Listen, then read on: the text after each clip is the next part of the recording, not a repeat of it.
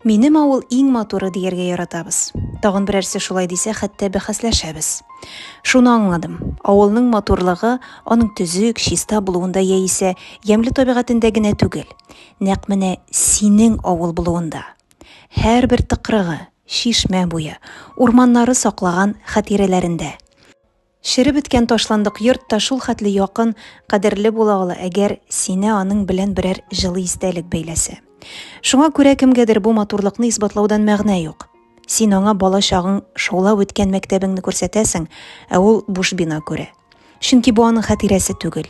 Ул күрми синең 1 сентябрьгә бакчада үскән гладиолусны өзеп барганыңны, коридорда кытырып тәнәфестә чапканыңны, столовыйда гап-гади бәрәңге буламаган 2-3 кисәк ипи белән яратып ашаганыңны, яңа елга шикәрле су белән пигуди куйганыңны, ул сизми көз буе монда аңкып торган буяу исен һәм белми шуңа буялган өр-яңа форма тарихын.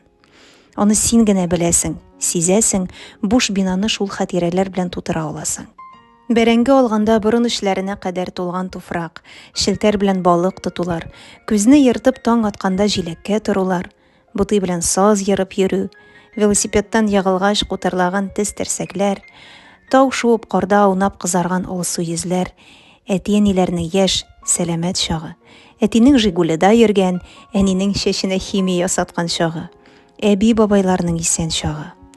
Кибеттән 1 сумга алган сагыз, баллы юппи, ипигә сибелгән шикәр тәме, булар барысы да хәтереңә генә түгел, каныңа сеңгән, синең аерылгысыз бер өлешең. Шуңа күрә кем генә минем авыл иң матур авыл димәсен, ул хаклы. Авыллар үзгәрсә дә, бала чагыбыз үтсә дә, арабыздан якыннарыбыз китсә дә, алар мәңге йөрәк түрендә.